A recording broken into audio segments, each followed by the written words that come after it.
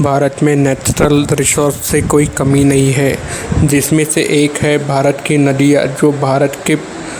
लोगों की जीवनदायिनी है। भले ही भारत दुनिया का सबसे बड़ा आबादी वाला देश है, लेकिन उनकी नदियाँ उनकी जीवनदायी है और उनकी प्यास बुझाने में सक्षम है।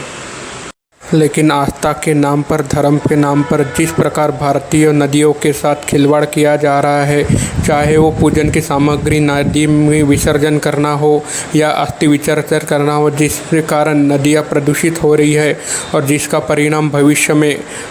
भारत के लोगों को भुगतना पड़ सकता है, क्योंकि पीने के पानी का शुद्ध जल केवल नदियाँ ही एक भारत के लिए पर्याय है। और जिसको अगर सिस्टमेटिकली इस प्रकार ख़राब किया जा रहा है तो इसमें एक हथकंडा हो सकता है। दुनिया में और देश में इतने सारे जाति धर्म हैं, लेकिन जब उनका कोई अंत्यविधि होता है तो जब वो अंत्यविधि करते जाते हैं तो इसका पर्यावरण का पूरा ख्याल रखा जाता है कि उन पर्यावरण को कोई नुकसान न हो। ज़्यादातर उसको मिट्टी में दफन किया जाता है बॉडी को, या तो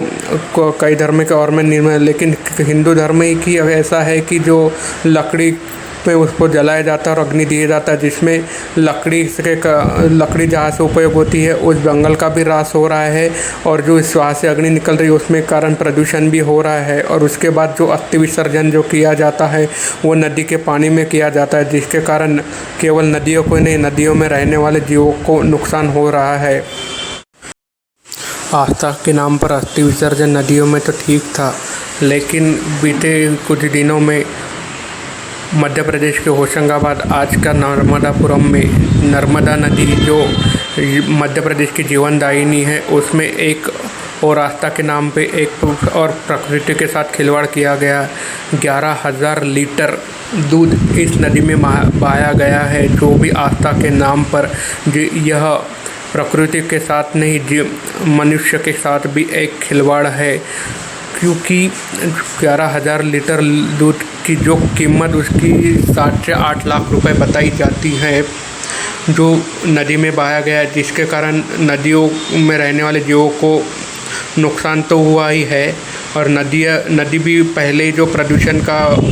मार झेल रही है, उसके कारण और प्रदूषण उसमें हो रहा है। आस्था के नाम पर ये जो मजाक किया गया है, अगर वही दूध भारत में कई लाख बच्चे जो है